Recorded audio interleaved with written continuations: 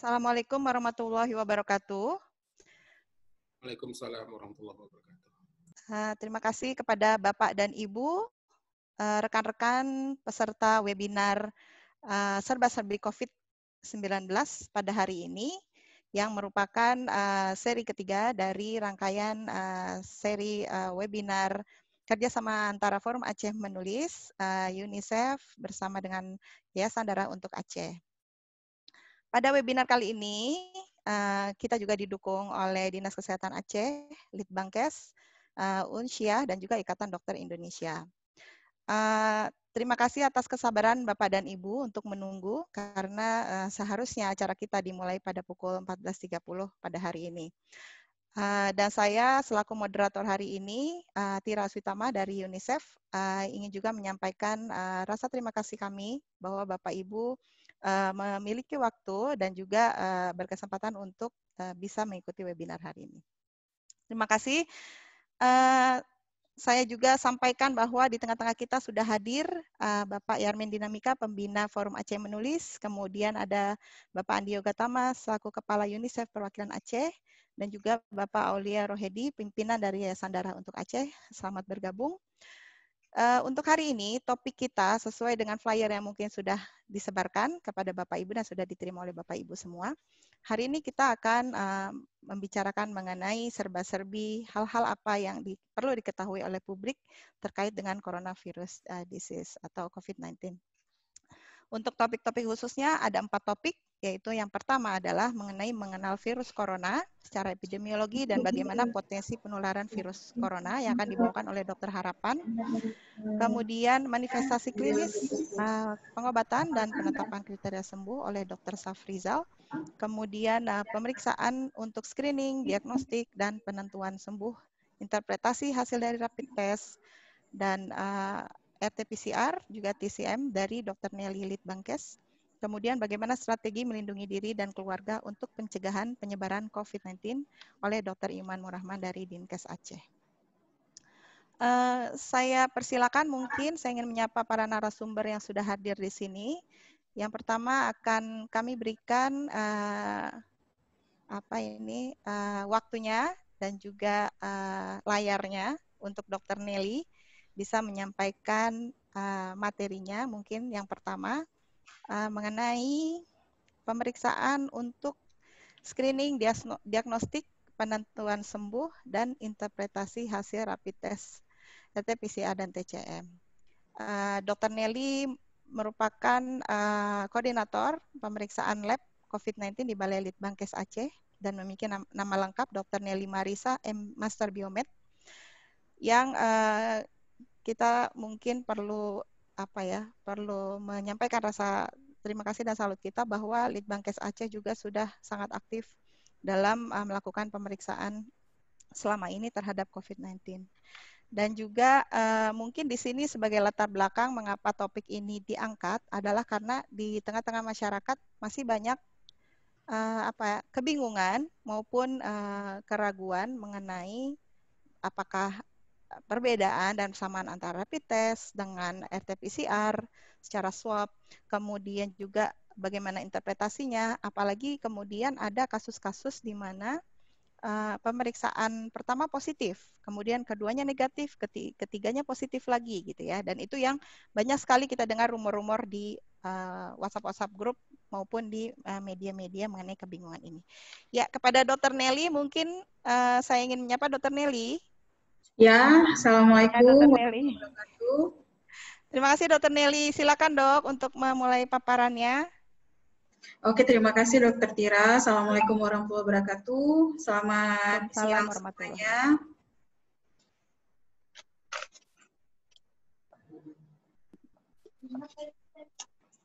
Suaranya ada? Ya, apakah suara saya kedengaran? Terdengar, Dok. Ya, layarnya sudah kelihatan ya? Ya, paparan juga bisa, tapi kalau bisa di full screen, Dok. Untuk enable editingnya, diklik dulu.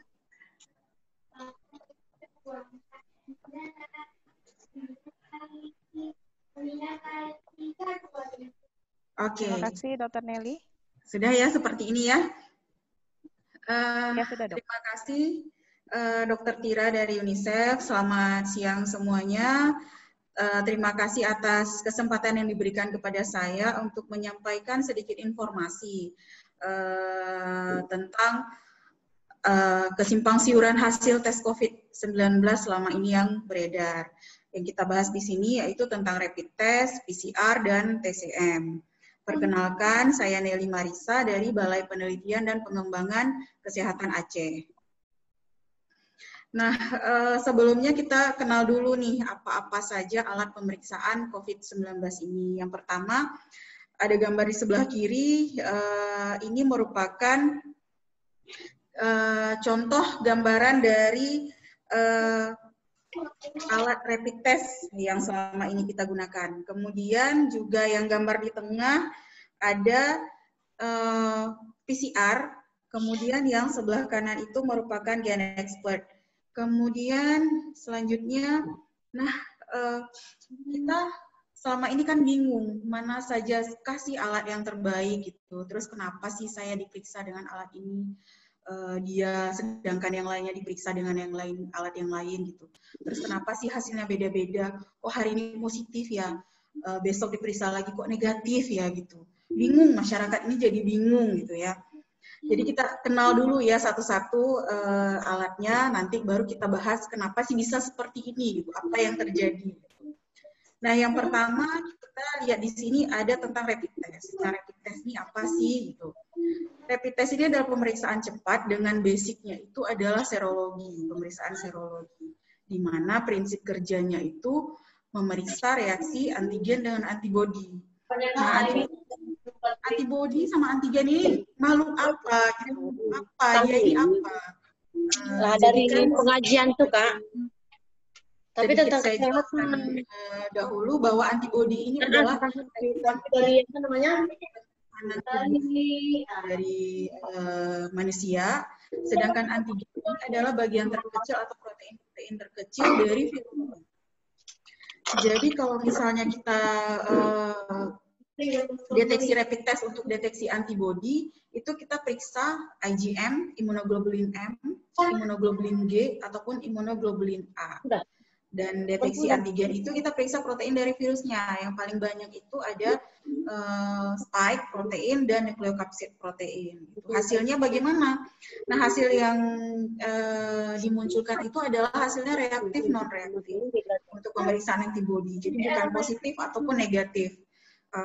Ketika dikatakan reaktif, ketika dikatakan bahwa tubuh seseorang itu di dalam tubuhnya itu sudah terdapat antibodi, berarti dia sudah berkenalan dengan virusnya, sudah pernah terpapar dengan virus. Kemudian non reaktif berarti dia tidak pernah terpapar dengan virus. Gitu. Nah, virus yang di sini adalah tidak spesifik untuk SARS-CoV-2 saja, jadi sangat general, bisa coronavirus lainnya. Nah, kelebihan dari rapid test ini adalah mudah. Yang pertama, dia sangat gampang digunakan, hanya bermodalkan darah, diteteskan, kemudian dia murah. Harganya berkisar untuk sekali periksa itu ratusan ribu. Kemudian dia cepat, hasilnya didapatkan dalam beberapa menit saja, dan bisa menjangkau area yang luas. Dia bisa dibawa kemana saja, alatnya ringan, gampang, dan bisa dibawa kemana saja. Nah, kekurangannya adalah sensitivitasnya rendah di awal onset, awal-awal kejadian penyakit. Dan juga ada kemungkinan reaksi silang dengan virus corona yang lain. Jadi tidak spesifik untuk virus SARS-CoV-2 saja. Nah, siapa sih yang perlu pemeriksaan ini? Gitu. Pemeriksaan antibody ini biasanya digunakan untuk screening terhadap tenaga medis untuk mengetahui tingkat imunitasnya. Kemudian juga bisa digunakan untuk screening orang yang terinfeksi tapi tidak terdeteksi dengan qPCR. Ini caranya nanti pemeriksaannya 2 minggu sesudah onset gejala baru dilakukan pemeriksaan. Kemudian juga bisa digunakan untuk screening pada yang asimptomatik. Nah, orang yang tidak bergejala. Kemudian juga rapid ini digunakan pada wilayah yang tidak memiliki RT-PCR, real-time PCR. Jadi lebih digunakan untuk mengantisipasi atau menambal ketidakadaan PCR di wilayah tersebut. Nah, dari pedoman COVID yang revisi 5, jadi sampai sekarang rapid test ini tidak bisa digunakan untuk diagnostik. Ini yang harus dicatat. Jadi penggunaannya itu sangat terbatas, yang digunakan misalnya pada pelaku perjalanan, situasi khusus, ataupun populasi-populasi yang sangat luas, yang sangat besar, misalnya di lapas, panti jompo, rehab, asrama, pondok pesantren. Jadi pada situasi populasi yang luas yang tidak mungkin semuanya dijangkau oleh PCR. PCR ini kan juga punya keterbatasan. Jadi awalnya itu kita screening dulu dengan rapid, ketika nanti didapatkan atau dipercaya pada kelompok tertentu itu harus dilanjutkan dengan PCR, akan dilanjutkan dengan PCR.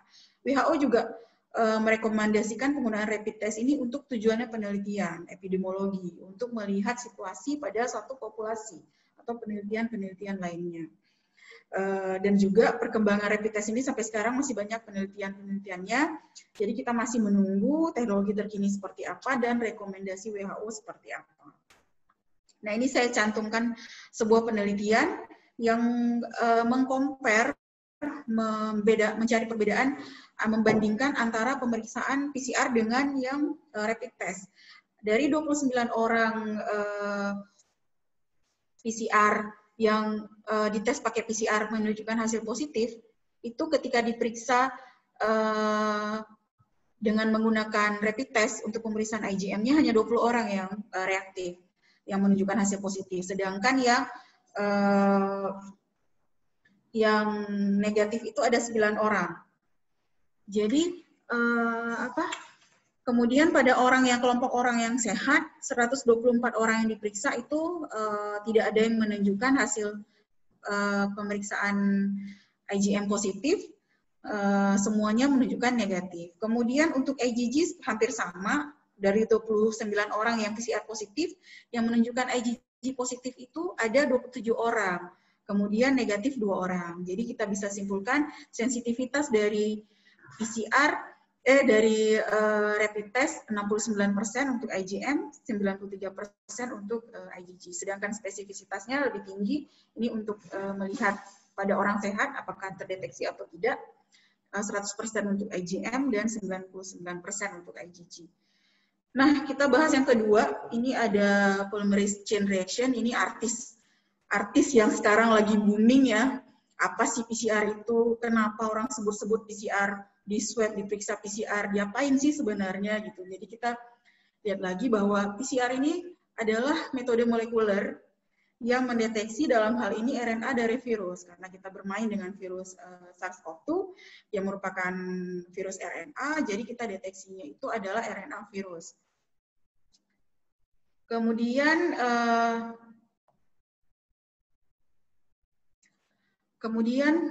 prinsip kerjanya ini adalah mengcopy dari RNA ataupun DNA target menjadi berlipat ganda sehingga bisa dibaca dengan mesin. Jadi pada sampel kita itu adalah terdiri dari sedikit sekali RNA target virusnya. Gitu. Jadi mesin PCR ini adalah dia sebenarnya mesin fotokopi. Dia mengcopy menjadi jutaan kopi sehingga bisa dideteksi oleh mesin. Sinyal-sinyalnya itu bisa dibaca.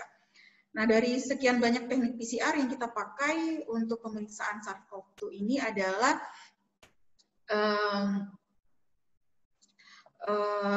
metode reverse transkriptase, karena kita modal awal kita adalah RNA virus. Karena kita mainnya dengan RNA, mesin PCR kita itu membacanya DNA, jadi dari RNA itu kita balikkan dulu, kita transkripsi dulu menjadi DNA. Nah, sampelnya adalah usap nasofaring dan orofaring atau yang selama ini dikenal dengan swab. Di swab itu adalah diusap, digosok. Jadi nasofaring dan orofaring. Nasofaring itu bagian terdalam dari hidung. Paling dalam udah dekat ke pangkal tenggorokan. Orofaring juga seperti itu, mulut paling dalam, anak tekak, lewatnya lagi batas belakang, dinding belakang. Itu adalah orofaring. Kemudian ada bronchoalveolar lavage, itu cairan di saluran yang menuju ke paru-paru, kemudian ada sputum ataupun dahak. Nah, muncul lagi nih alat baru TCM, tes cepat molekuler. Nah, sebenarnya TCM ini sama prinsip kerja dengan PCR. Dia merupakan bagian dari prinsip kerjanya ini menggunakan prinsip kerja PCR, nested real time PCR. Sampelnya juga sama, sampelnya swab nasofaring. Gitu. Jadi teknik mekanisme sama, prinsip kerja sama dengan PCR.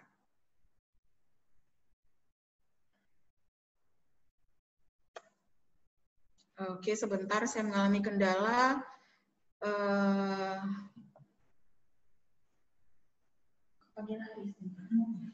Nggak mau jalan.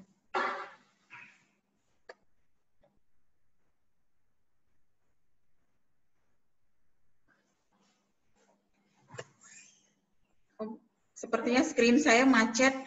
Jadi kita lanjut cerita aja ya. Tadi pemeriksaan swab nasofaring dengan orofaring bisa dibayangkan. Untuk pemeriksaan nasofaring itu tidak kelihatan, jauh di belakang. Kalau untuk dewasa itu kita pakai cotton bud, di mana cotton bud itu cotton bud khusus masuk sekitar 5-7 cm ke dalam hidung bagian dalam gitu. Jadi juga kita perlu cotton yang kecil, kalau enggak agak susah masuknya. Kemudian juga perlu keahlian khusus. Kemudian harus diperhatikan ada kelainan enggak dari tulang hidung si suspek. Jadi kalau misalnya ada kelainan, ada kemiringan tulang hidung ataupun ada obstruksi, ada ganjalan, itu tidak bisa maksimal.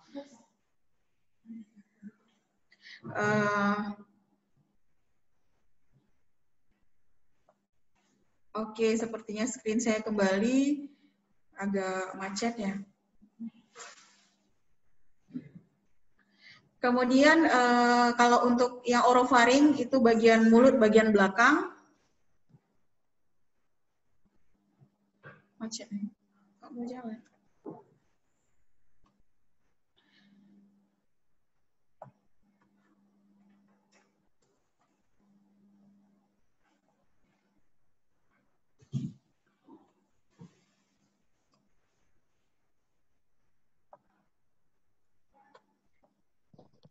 Silakan dok, dilanjutkan. Ya. Mungkin nanti untuk paparannya bisa kami yang dari host nanti bantu. Oke. Kalau untuk oke, silakan next slide-nya. Ini. Nah, untuk PCR ini kan akurasinya, kelebihannya akurasinya lebih tinggi. Namun juga dia juga sangat banyak kekurangan. Dia itu mahal. Kemudian juga perlu keahlian khusus dan dia tersentralisasi di laboratorium khusus. Jadi kita mainnya itu minimal laboratorium BSL-2. Ini untuk mendukung keamanan dari pemeriksa dan lingkungan sekitar pemeriksa. Juga hasilnya itu lebih lama dibandingkan dengan hasil dari rapid test tadi. Kalau misalnya rapid test hasilnya dalam hitungan menit, kalau PCR itu hasilnya dalam hitungan jam, bahkan hari, tergantung banyaknya sampel. Kemudian, dokter, mungkin nanti di kode saja apabila slide-nya perlu diganti. Oke ya, ini selanjutnya. Ketika kita masukkan, ini tadi saya sudah sempat cerita, jadi kita tingkat kesulitan untuk pengambilan swab ini lebih tinggi, harus diperhatikan bentuk-bentuk atau kelainan tulang hidung. Sama yang untuk kalau oral, nge-swab di oral itu harus diperhatikan refleks muntah. Jadi kan kita kalau misalnya masukin benda ke dalam mulut, baru dipangkal di ujung lidah aja itu udah merangsang refleks muntah. Jadi tidak optimal pengambilan sampel, ini juga harus diperhatikan. Oke, silakan lanjutkan. Mungkin slide saya bisa diambil alih saja karena agak macet di sini. Oke, ini saya cerita sedikit balik lagi slide sebelumnya. Oke, sesudahnya. Ya, ini prinsip kerja dari PCR. Jadi kita DNA kita itu dibuka dulu, kemudian ditempelkan primer dan di-copy menjadi jutaan kopi. Nah, hasilnya seperti ini. Jadi hasil PCR yang muncul itu seperti grafik di sebelah kanan ini. Di mana yang kita nilai itu adalah fluoresensnya. Dikatakan positif ketika dia grafiknya muncul seperti ini, naik dia. Dan dikatakan negatif, jadi dia flat seperti ini grafiknya. Jadi hasil PCR itu sangat jelas, positif ataupun negatif. Tidak abu-abu hasilnya ya. Oke, silahkan next slide. Nah, ini kita berbicara tentang timeline. Kapan sih kapan sih bagusnya diperiksa rapid, kapan bagusnya diperiksa PCR. Yang pertama kita lihat dulu pemeriksaan garis putus-putus ini yang warna ungu, ini untuk pemeriksaan IgM antibody.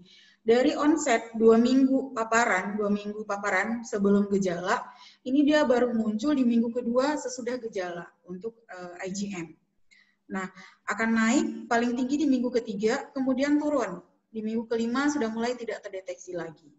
Dengan hampir sama dengan IgG, dia bedanya itu lebih lama bertahannya, bisa sampai 3 bulan sesudah paparan, sesudah onset gejala.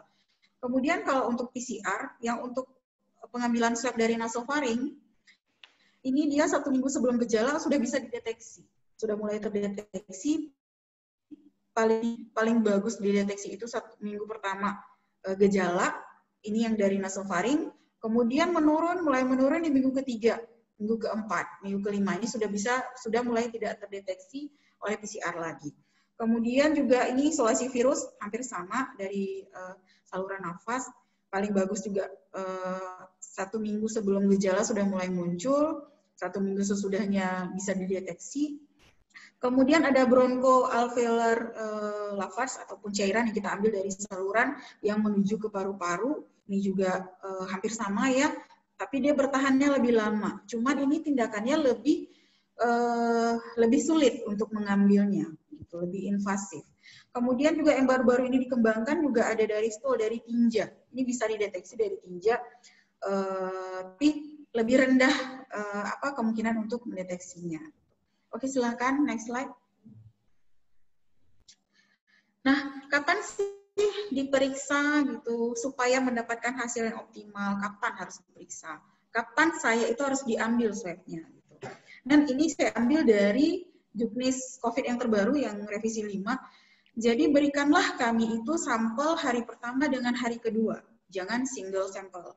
Gitu. Jadi kasih kami sampel hari pertama, hari kedua pada yang suspek.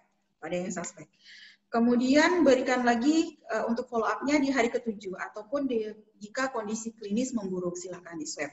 Nah, kenapa sih diminta hari pertama, hari kedua? Kok banyak kali orang diminta gitu? Suka kali dicolok-colok pasien, susah tahu sakit gitu. Nah, tujuannya kan diminta hari pertama, hari kedua ini untuk mendukung hasil. Pada awal-awal gejala, seperti timeline yang saya tampilkan tadi, itu hasilnya itu bisa terdeteksi ataupun tidak terdeteksi dari mesin. Jadi kita minta hari pertama, hari kedua, tujuannya dari 2 hari ini, misalnya dia positif, minimal bisa terjaring dengan 1 pemeriksaan. Gitu. Katakanlah dari hari pertama dia positif, hari kedua dia negatif, itu akan kita simpulkan dia positif. Nah, jika konsentrasi virus yang rendah, terutama di awal gejala ataupun di awal paparan dan hari-hari akhir infeksi, viral load itu, konsentrasi virus itu berfluktuasi. Jadi kadang bisa dideteksi sama mesin, kadang tidak bisa dideteksi sama mesin. Makanya tujuan kita minta 2 hari supaya lebih yakin. Oke, slide. Next slide, please. Nah, ini untuk perbedaan kriteria kasus konfirmasi laboratorium dengan RT-PCR. Jadi menggunakan istilah baru, sekarang nggak ada lagi ODP, PDP, OTG, semuanya masuk ke dalam suspek. Siapa yang layak diperiksa adalah suspek. Gitu. Dan kontak erat, khususnya tenaga kesehatan. Ya. Sama seperti tadi saya jelaskan, suspek itu waktu pengambilan sampelnya hari pertama dengan hari kedua, selang waktu 24 jam, serta bila adanya perburukan. Jadi nggak perlu 2 hari sekali dikirim sampel ke kita. Gitu. Cukup hari pertama, hari kedua, ataupun dengan gejala perburukan. Kemudian khusus untuk nakes, kontak erat, silahkan segera lakukan pemeriksaan PCR. Selanjutnya. Slide.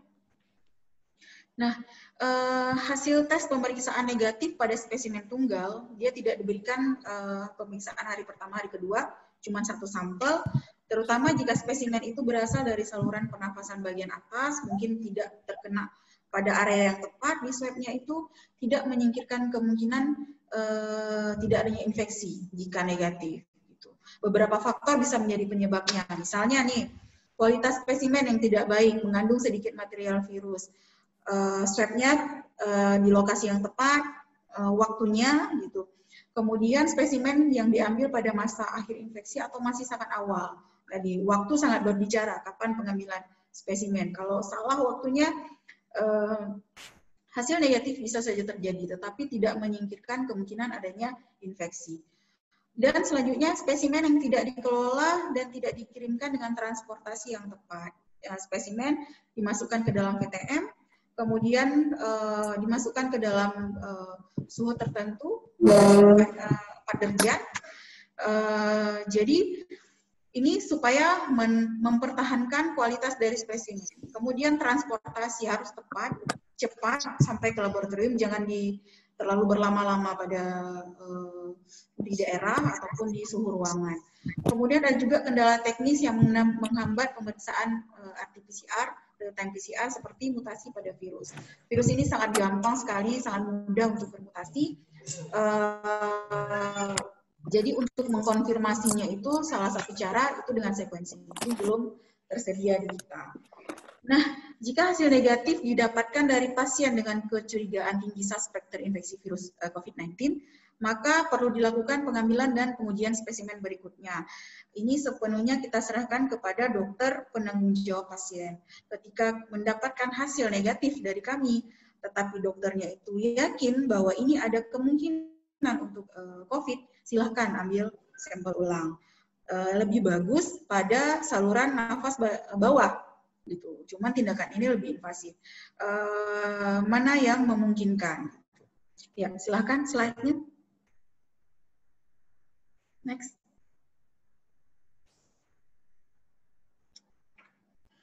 Nah, sekarang kan kondisi yang banyak beredar itu yang menjadi pertanyaan ini nih paling menarik kan. Hasil pemeriksaan beda-beda. Seseorang dites rapid, hasilnya reaktif, kemudian di PCR kan, itu otomatis. Ketika hasil PCR negatif, kenapa dengan rapid? Sekarang udah negatif. Apa sih yang terjadi gitu? Nah, ketika rapid test negatif, reaktif, kemudian PCR-nya negatif. Rapid test ini, jangan lupa rapid test ini dia tidak hanya pada bisa mendeteksi virus COVID, SARS-CoV-2. Ada coronavirus lainnya yang bisa dia detek juga. Gitu. Jadi karena dia mendeteksi imunitas kita spesifik hanya terhadap satu subgenus virus aja. Jadi dia general kenalnya. Oh virus, ini si corona. Semua corona yang mainnya IgM naik semuanya. Jadi ketika diperiksa SARS-CoV-2, dia tidak akan positif dengan PCR karena PCR lebih spesifik. Gitu. Kemudian ada juga hasil rapid testnya non reaktif, tapi di tes PCR positif. Kok bisa kayak gini? Kenapa? Gitu. Jangan lupa balik lagi ke waktu tadi. Rapid test ini dia kan mainannya imunitas. Imunitas ini dia nggak bisa cepet-cepet. Begitu datang, ibarat kata si coronavirusnya itu tamu, tuan rumahnya ini siap-siap dulu. Siap-siapnya perlu waktu yang lama. 2 minggu baru dia naik. Gitu. Jadi ketika waktu pemeriksaan tidak tepat, PCR-nya positif, antibodinya belum terbentuk. Padahal kuman virusnya, bakterinya, virusnya sudah berada di dalam tubuh. Cuman sistem pertahanan tubuh belum cukup naik bisa dideteksi oleh rapid test. Lalu hasil yang selanjutnya, PCR hari pertama positif, hari kedua negatif. Kenapa bisa demikian? Gitu. Apa yang terjadi? Apa alat kemarin salah? Hasil pemeriksaan kemarin salah? Tidak seperti itu. PCR tadi seperti saya bilang ada waktu-waktu di awal pemeriksaan itu dia sangat fluktuasi karena virusnya masih sedikit, kadang dia bisa deteksi positif, kadang minta sampel itu hari pertama, hari kedua. Ini untuk mendukung, nggak terjaring di hari pertama ya terjaring di hari kedua. Nah, jadi bukan hasil kemarin itu salah atau terlalu cepat untuk sembuh dalam 1 hari. Sebaiknya melakukan isolasi ataupun perawatan dulu. Kemudian ini yang paling sering kejadian PCR positif. kemudian dites sama TCM negatif gitu. Kita mau membandingkan alat itu harusnya karena basic kerja ini sama-sama PCR, bandingkanlah dari sampel yang sama, dari swab yang sama. Nah, ketika kita swab untuk pemeriksaan PCR hari ini, hasilnya positif. Kita swab pemeriksaan TCM besok ataupun lusa, itu tidak bisa dibandingkan hasil keduanya. Kalaupun mau dikatakan hasilnya negatif, itu tidak otomatis akan menghilangkan hasil positif yang kita dapat kemarin. Jadi, prinsip kerjanya sama, hasilnya harus sama. PCR hari pertama dengan hari kedua aja bisa berbeda hasil, apalagi PCR dengan TCM. Itu hasilnya bisa berbeda. Tetapi ketika pada masa pandemi seperti ini, ketika hasil positif satu muncul, kemudian besoknya negatif, ini tidak akan menghilangkan hasil positif itu. Dia terinfeksi, isolasi mandiri, ataupun rawat dulu. Ya, selanjutnya, adakah lagi slide? Oke, terima kasih. Salam dari kami tim Laboratorium Balai Litbangkes Aceh. Saya kembalikan kepada Dr. Tira. Terima kasih kepada Dr. Nelly atas penjelasannya yang sangat ringkas sekali dan juga sangat jelas sekali ya. Mudah-mudahan para peserta bisa memahami latar belakang maupun mungkin sedikit detail-detail dari bagaimana pemeriksaan laboratorium ini dilakukan gitu ya. Dan tadi mungkin saya ada mencatat beberapa hal, misalnya antara rapid test dengan PCR ya. Kalau PCR dengan tes cepat molekuler saya pikir itu sama ya, tadi disampaikan Dr. Nelly, prinsipnya sama, jadi yang akan kita bandingkan mungkin antara rapid test dengan PCR, bahwa PCR ini yang dideteksi adalah virusnya, sementara rapid test yang dideteksi adalah zat imunoglobulinnya yang dihasilkan akibat virus itu masuk ke dalam tubuh seseorang, atau tadi tuan rumahnya ya, dalam tuan rumahnya Dr. Nelly. Kemudian juga di sini sebelum PCR sampelnya ngambilnya dari mana? Ambilnya dari swab. Swabnya itu bisa dari hidung maupun melalui mulut masuk ke area belakang mulut gitu. Kemudian kapan bisa hasilnya ini menunjukkan hasil yang kira-kira sesuai gitu ya dengan kondisinya. Kalau swab PCR, kalau PCR ini adalah bahkan 1 minggu sebelum adanya gejala. Ya, gejala dari COVID-19 ini misalnya tadi ada demam, batuk dan lain-lain, 1 minggu sebelumnya bahkan sudah bisa terdeteksi itu adanya virus atau enggak. Sementara kalau rapid test masih harus tunggu dulu 2 minggu sampai tuan rumahnya ini siap. Kemudian ada lagi enggak ya? Oh, mungkin mengenai penyebutan dari SARS-CoV ya dengan COVID-19. Mungkin karena di sini peserta kita bukan hanya dari kalangan tenaga medis, tapi juga ada dari peserta umum ya, publik umum ya, publik awam juga. Jadi kalau virusnya adalah virus SARS-CoV ya, Dr. Nelly ya. Sementara penyakitnya adalah COVID-19 gitu. Jadi ini adalah perbedaannya. Sebenarnya kalau untuk penjelasan mengenai virusnya atau SARS-CoV-nya, kita ada narasumber Dr. Harapan dari Unsia, namun beliau belum bisa join. Mungkin nanti dalam beberapa waktu ke depan harapannya Dokter Harapan bisa join ya di dalam webinar kita kali ini.